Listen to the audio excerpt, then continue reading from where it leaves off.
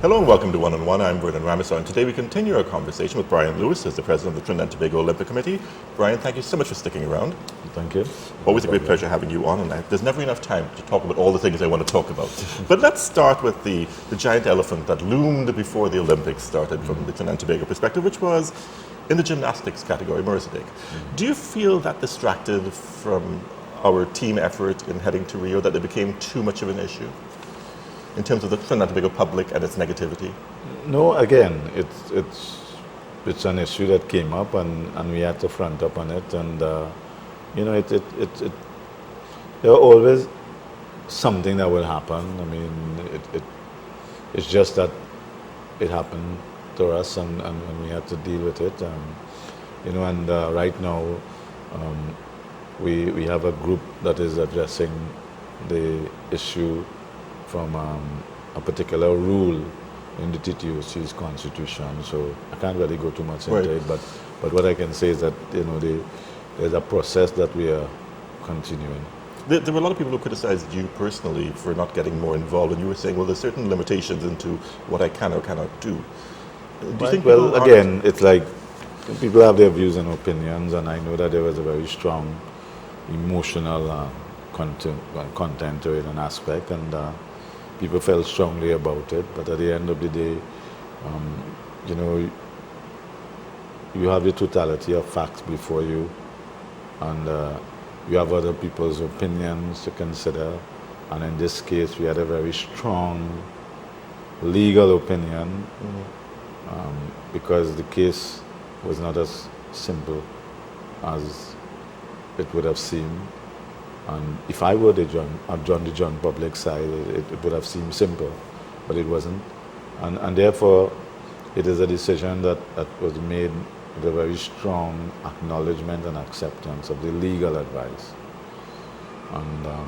And it's just one of these things. It's in leadership positions, and you always have difficult decisions to make, and not always some of the decisions would be unpopular, but at the end of the day,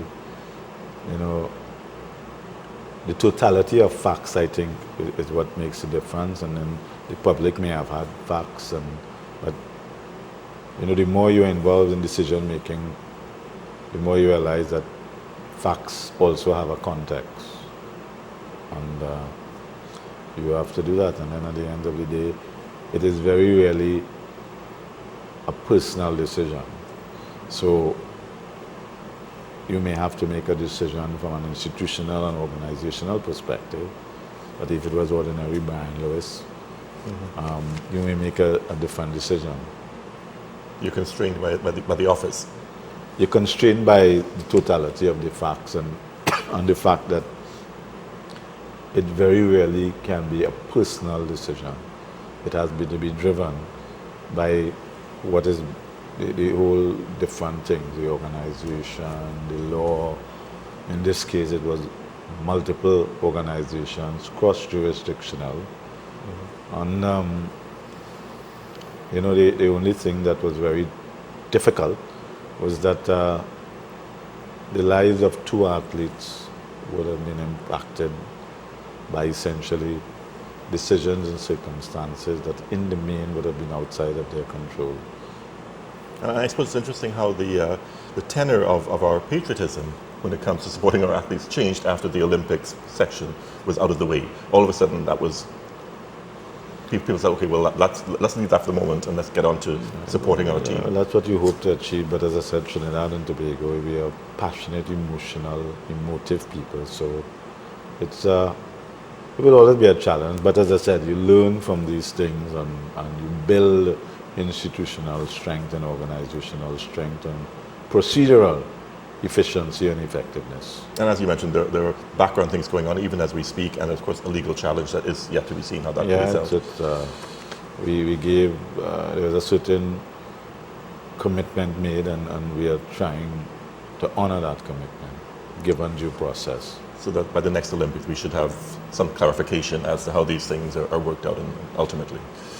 That's one of the things that I would like to see us put in place in terms of greater, I would say, transparency and openness in terms of the selection process. I would like to see us,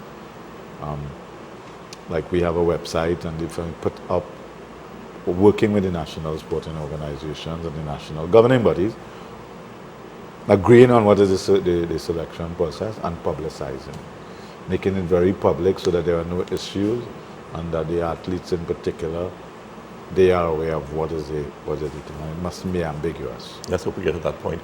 Now, this Olympics was also, well, every Olympics is unique, but this one was unique for a very special reason in that it was the first Olympics that were held in Latin America. South America, yeah. And South America in particular. There were several challenges that were posed by that. One of which, is, of course, was Brazil's financial state. Brazil was in one position when it bid for the Games, and then that quickly changed, which presented some real challenges for Brazil getting ready for the 2016 Olympics. So. Do you think they managed to pull it off with some level of elan? No, I think they pulled it off remarkably well. I think that the issues that they would have had and continue to have were fiscal in nature. I mean, the reality was simply the reality. I think that it would be fair to say that at this particular point in time, they probably couldn't have afforded to put on the game, but they had to see it through. Mm-hmm. And I think that they deserve credit for that. I mean, there's going to be some long discussions, I think, going forward as to what is the long-term benefit of Brazil hosting the Rio 2016 game. But Rio de Janeiro and Rio is a brand in itself. It's not called the marvelous city lightly. It's a brand product. It has the Copacabana, it has the Carnival, New Year's Day, in Rio, and the Copa is an established brand. They attract hundreds of thousands. It's still known for its beach volleyball, it's music, it's samba, it's football. So Sugarloaf Mountain, Christ the Redeemer, of course. As well. So what I'm saying is that I think that the benefits and the long-term benefits, I think, would work out in their favor. But I did wonder about but that. But they're just facing a very difficult economic time. But if you're a city like Rio, you really don't need the advertising. I mean, everybody knows about Rio already. That's you can see, for example, with the Winter Olympics, Sochi, nobody ever heard of it before, and I'm not sure it became a tourist attraction after, but you know, it wasn't a well-known brand. I think that at the time when the bid was made to host the games, Rio was riding high. If you remember at that time, it was all the talk was about the BRICS. Right. Brazil, Russia, India and China. They were on the verge of moving into the big leagues, and I think that they wanted to use the games as a coming out party, literally, in terms of we have arrived. You know, we are now a world leader, and the economy took a dive, and then the corruption scandal with Petrobras and the political upheavals that has caused. And then the country was plunged into its worst recession, based on what I've read, in centuries. And in any event, there was always this tension in Rio between the favelas and the social polarization. So it combined, I think, to create a perfect storm in a negative way. And that's why you have to marvel at the way they stuck it out, they faced the challenges, and they pulled off a game. And they pulled it off in a way that, because the last couple of days I was there, even the people, they call them cariokas, of Rio, were walking around with a sense of pride. They were trying to downplay, and that's why they were incensed with Ryan Loche and what he tried to do to their country, because they take great pride in their image too. And also they sacrificed to get the games to completion. And there's this concept, I think, in Brazil or Rio called I may not have the Portuguese correct, Giambara or Giambara, I think it's Giambara, where it essentially using little or nothing to create something out of creativity, using creativity and innovativeness. And they took great pride that they were able to pull off a game. So even the opening ceremony reflected that. And they took great pride in that. They made the best use of the limited resources they had. Of course, it may have compromised some things along the way for people who would have, from a Western perspective, had an expectation. But I think overall, I give credit to Rio de Janeiro for hosting a marvelous game. It seemed like as you mentioned, the developed world media took an almost sadistic pleasure in saying Brazil can't pull this off up to the very start of the games, and even after the start of the games, they were pointing out flaws in the accommodation. The pool became a big thing, the green pool. I mean, how did that really speaks to the difference between the developed world and the developing world, isn't it? I think so. I think that rubbed a lot of people, not only from Brazil, but the other countries, particularly countries in the Americas. Obviously, Caribbean is part of that hemispheric approach. So I know for a fact there was a commitment to support Brazil, support Rio, that we will do whatever needs to be done to support, so that I myself had certain experiences that I could have attempted to do like Ryan Luttrell. And tweet about it, yeah. And tweet about it and make a big issue about it.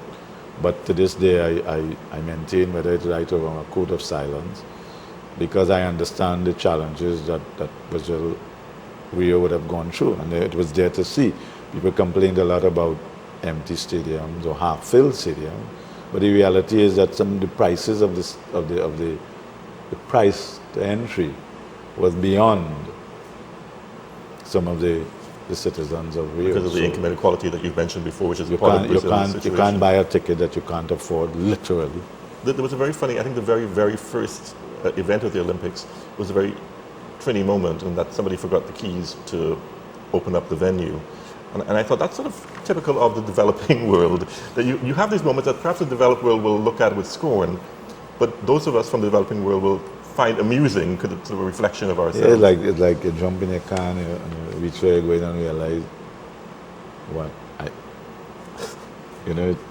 that's just it's a sad. No, Brazil has opened up another conversation, though, where people are saying, and as you touched on there, the Olympic Games are a very expensive undertaking.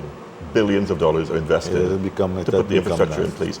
And people are saying perhaps we shouldn't have, not all people, but some people are saying perhaps we shouldn't have these games in the developing world anymore for a number of reasons, one of which is it takes resources away from other systems they can be putting to help their people. And the other is that it's cheaper if you just reuse existing cities that have already hosted the games and have the facilities there. What is your take on that? Well, I think there's merit to the argument in the context of cost efficiencies. But, it's one of these things that the theorists and the economists talk about that. But as long as you have countries bidding to host the game, I think that the incentive to continue having the games as is will continue, to be very honest, because you still have countries who would feel and always host the games has become such a pinnacle event, a big event that countries that still very much want to host the game, to make statements, to fast forward infrastructure development. So I don't have, what I do know is, again, and I may be wrong for saying that, I do know that Trinidad and Tobago will never be able to host a game. So we just don't have the facilities. No, we will never be able to host an Olympic Games. But I mean, isn't there a sort of responsibility on the IOC as well to say, let's say, I don't know, pick a country somewhere in sub-Saharan Africa, for example, let's say Rwanda, says we want to host the games. Okay, it's unlikely, I admit, but as an extreme example, for the IOC to say, well, listen, we appreciate that, we know that you want to host the games, however, there are certain problems your country faces that you could better put this money to use. And let's be honest, it may never pay for itself. But the process does that. They do include it? Yeah. I think that, again, so Rio got it because they were in a different position. You have to realize that 7 years ago, Rio was, as I said, the bricks, they were riding high, and they didn't have there were some compelling things. The first games in South America. At that point in time, Rio could have afforded to put on the game. But 7 years later, the circumstances had changed. So I think that what the IOC may say now is that, okay, if a developed country is going to host the game, we must also be able to project by the time the game time comes, what will be the situation. And I'm sure that there are various experts that are keying those metrics and stuff, but I think that Rio did it. It's just left to be seen what is the actual cost going forward. And I suppose one of the interesting things about the Olympics that keeps the public attracted to the Olympics, other than the fact that you've got the world's best athletes competing, is the fact that every Olympics is a totally different experience because it's in a different part of the world. Correct. And we're going to have a study of contrast going from Brazil to Japan, for Correct. example, even as Super Mario, the Japanese Prime Minister, jumped out of a pipe. So he has already made his statement. Yeah. So it'll be a very different Olympics there, but they will have their challenges too, even though it's a developed country, won't they? Well, to be honest with you, I wait to see what challenges they will have, because I will be very shocked if the Japanese Tokyo is not ready to host the games by 2018. Really? You know, the Asian culture, they're so much organized and they take great pride in structure and everything, so that but I mean, you're right overall in the sense that I'm certain that some of the challenges Rio had, Tokyo is not going to have. One of the odd things I heard in the BBC recently is the fact, I didn't even know this, that Tokyo is sweltering hot in the summertime, to the point where people may actually get heat stroke from being in the stadium unless they're able to air condition them in time. And apparently the Japanese authorities are saying they may not desire to air condition some of the venues because of the cost involved. I mean, these are little things you learn about countries. Well, when the those Olympics haven't as yet come on my watching brief in terms of some of the information I'm getting. So, as I said, at this point in time, we know that Tokyo 2020, it starts on July the 24th, 2020, God willing. So we know that. We have worked back. We started some of the preliminaries 3 years ago. But we have, coming out of this game and the whole public uplift, we have some things to look at internally in terms of, okay, what is the impact of some of these issues? How do we improve on it going forward? And it's extremely interesting times. I await to see how it goes forward, and then like everything else, it's fascinating. The other fascinating thing is that every Olympics seems to have some form of controversy about judging. This year we had some questions about the boxing. There was one Irish boxer who made his feelings known in no uncertain terms. And there was also some questions about the US relay team. I mean, as somebody from the TTOC, do you look at those things and sort of try and analyze how they were handled? Yeah, well, the relay team was in accord with the rules of the IAAF. The Brazil runner did make contact with the American runner. So once that's the case, that's a pretty clear cut. The contact was made and the battle came out. And therefore, the USA did not have an opportunity to complete the race. So what the rules called for, there was this rerun, and they had to run a particular time. In fact, the time that they did was the number one time of the 8 teams that eventually made the final. And of course, that was trumped and franked, as they say, in terms of the results in the final. Again, rules are rules and stuff happen. If you remember in London 2012, the 4x100 meter relay men, Trinidad and Tobago came fourth. Canada won the bronze medal, but they committed a lane violation, and the medal, Trinidad was put to third. This time around, we had a night when the 4x400 meter team was disqualified for lane violation. Our 4x100 meter team was disqualified for lane violation. USA was also disqualified from third, and there was another country, I think who was disqualified also for lane violation. So what it shows you that it happens. It wasn't only a Trini thing. Again, you continue to look at it to see, well, from a technical perspective, what would have happened. But because I know when the TNT team had their problem, social media lit up with, well, if the US can appeal, we can appeal too, until the photographs emerged of a clear violation. Yeah, but they did appeal. Well, so, but the rules are the rules. the rules are the rules. And but again, as I said, you know, it's good in my view to see Trinbagonians taking an interest in all aspects, and that's good, because what it would mean is that there would have been new people who didn't have an interest before that now have an interest. People who may have lost interest have renewed interest. I think the key now is to how can we sustain this interest, or is it that it will go away until the next 4 years? You know, someone sent me a message today that they happened to be in the Tunapuna market, and there was this heated argument between 4 what they deemed older women, and they said when they went closer to hear what it was about, they were arguing about the Olympic Games, and they were saying that Trini is too ungrateful, and Kishon do so much, and you should be proud of the boy. The point the person was making to me is, hey, imagine this. You know, that the Olympics and TNT and Team TTO is such a hot topic at this point in time. So the real challenge is how do we sustain it? Yeah, well, an older woman will be talking about it in a market. I mean, that's correct. You know, so as I said, the real challenge is how do we harness this interest and this fan engagement and sustain it. Now, you don't expect every single person, because there are some people who say, look, I was so immersed by this Olympics for this 2 weeks, I don't want to hear about the Olympics for the next 4 years. You will have that. The World Cup comes up and there's this groundswell of interest.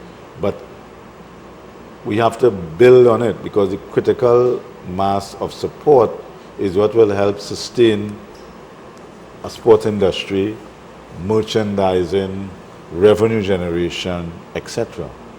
But you also need investment in sport as well, don't you, in the interim? Well, I mean, some people raise questions, is the government giving enough? And sometimes those are politically motivated questions, but the fact is that sports does require some financial investment. And the importance of sport, I think, as I was saying earlier on, the importance of sport and where it fits in terms of our policy, in terms of our national development objective, is a subject that requires discussion with the policymakers, the politicians, and the public. And if it is that the view, because it seems to be across the board, you have politicians now getting involved, if it is that there is a view and a change feeling towards sport and the Olympic Games and Olympic success, and the country is now saying that the Olympic Games is important, our athletes succeeding at the Olympic Games via medals is important, then it's not just about the athletes and the TTOC and the National Sporting Organization, it's about the country putting in the appropriate policies that will enable and empower this attainment. So we have the opportunity to move it forward in a way that where I or anyone else involved in sport cannot say without fear of contradiction that the 19 gold medals that we have achieved, sorry, you see, that's a good slip. The 19 Olympic medals that we have achieved so far have been achieved in spite of rather than because. What we want to say is that we have a system and a process that creates the development of Olympic champions. So I'm simply saying that if the conversations that are now as emotional and impassioned as they may be, now means that there is a greater priority to be placed on sport and Olympic success, then let's have that conversation. If, however, it's just something that